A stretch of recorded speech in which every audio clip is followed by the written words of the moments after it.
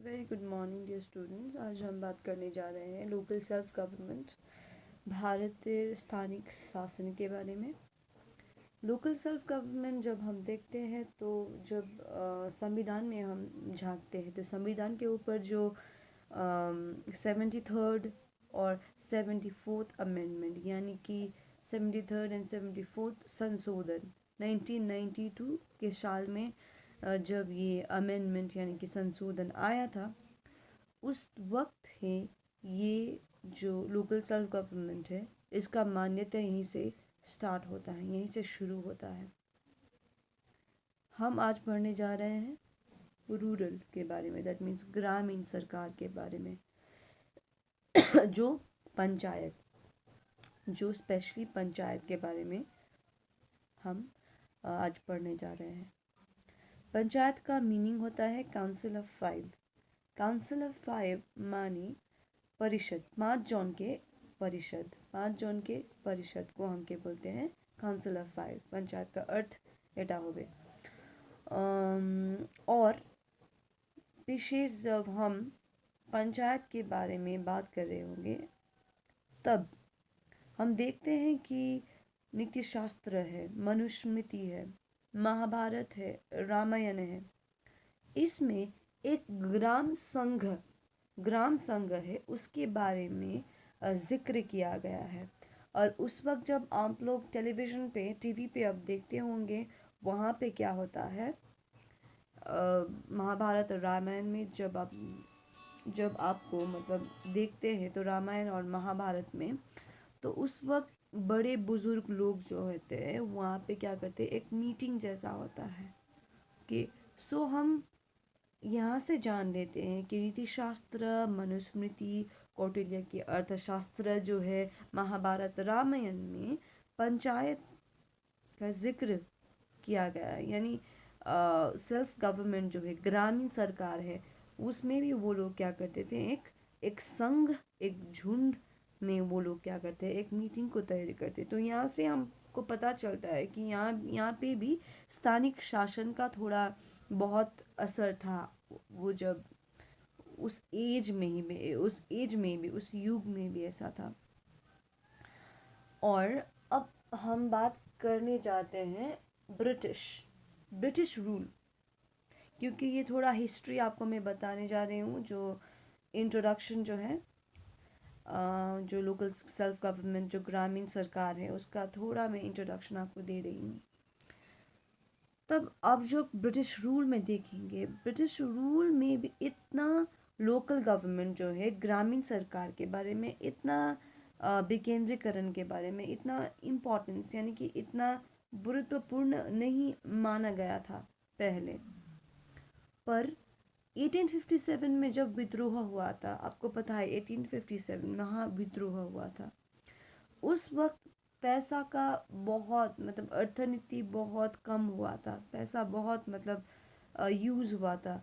तो इसीलिए मतलब वो विद्रोह के लिए बहुत सारा पैसा खर्च हुआ था। तो उसी वजह से मतलब लोगों को अच्छी तरह से, मतलब लोगों से लेकर सरकार को भी फ़ायदा नहीं हो रहा था। तो इसीलिए विकेंद्रीकरण को उस वक्त शुरुआत किया गया। तर विकेंद्रीकरण सिर्फ म्यूनिसिपल एडमिनिस्ट्रेशन में था, दैट मीन्स सिर्फ पौर प्रशासन में ही था ये डिसेंट्रलाइजेशन, विकेंद्रीकरण।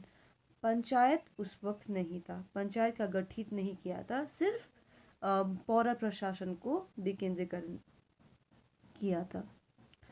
और उसके बाद एक रियल पुश जो होता है, एक रियल, हाँ, एक सच्चा पुश, जो एक सच्चा वाला जो इनिशिएटिव जो है, वो लॉर्ड रिपन ने स्टैब्लिश किया था। उसका जो रेजोल्यूशन है, लॉर्ड रिपन का विश्लेषण जो है 1882 में, उस वक्त उसने क्या क्या विश्लेषण किया था, उसने दो दो रीज़न हाईलाइट किया था, दो इम्पॉर्टेंट रीज़न हाईलाइट किया था। नंबर 1 जो है, उसने कहा था कि कार्यकर्ता एकदम एफिशिएंट होना चाहिए। एफिशिएंट माने एडमिनिस्ट्रेटिव जो है, जो सरकार है, उसको एकदम अच्छी तरह से काम करना चाहिए, एक वो था। और सेकंड था पॉलिटिकल एजुकेशन, एक शिक्षा, राजनीतिक शिक्षा बढ़ाने के लिए ये क्या ज़रूरी है, विकेंद्रीकरण जरूरी है, पंचायत होना ज़रूरी है। ये एक रेजोल्यूशन किसने दिया था, लॉर्ड रिपन ने 1882 में ये विश्लेषण दिया था। वो बहुत फ़ायदेमंद हुआ था।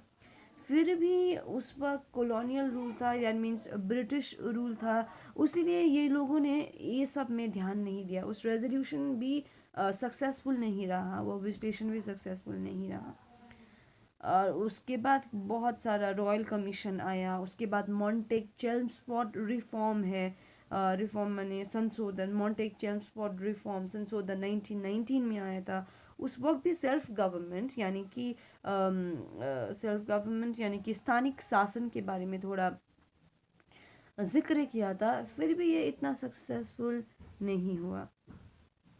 उसके बाद बहुत सारा कमिटियाँ आई, जैसे अशोक पहले आया था बलवंत राय मेहता कमेटी, उसके बाद बहुत सारा कमेटी आया, जैसे लाइक होगा के संथनम कमेटी आया, अशोक मेहता, LM सिंघवी कमेटी, बहुत सारा कमेटी ने बहुत सारा रिकमेंडेशन सुझाव दिया कि ये करने के लिए ऐसा ऐसा ये सब कुछ आया।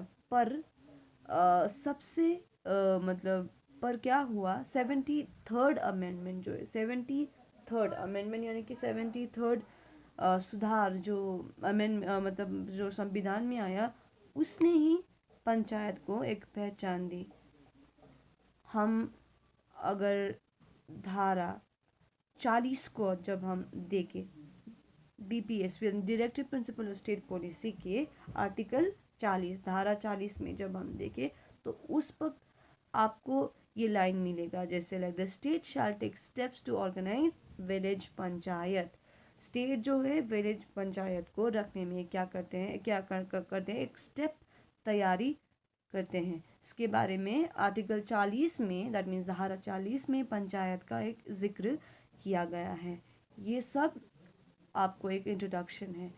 तो आप जब पंचायती राज को देखेंगे, पंचायती राज में रिजर्वेशन का भी बात किया है। रिजर्वेशन माने हाँ, SC ST का जो रिजर्व होता है ना सीट, उसके बारे में भी बात किया है। विमेन, SC ST का जो विमेन है उसके बारे में, रिजर्वेशन के बारे में बात किया है। तात्पर्य एक शुद्ध जनरल जो विमेन होता है उसके बारे में भी रिजर्वेशन दैट मीन्स पंचायत में है। तो बहुत सारा फंक्शंस पंचायत में भी, वो ग्राम सभा, 3 tier पंचायत, तीन तो स्तरीय पंचायत, बहुत सारा है। तो हम लोग ये इंट्रोडक्शन को आज लेते हैं, तात्पर्य हम उसके बारे में थोड़ा डिस्कशन करेंगे नेक्स्ट क्लास में। Thank you.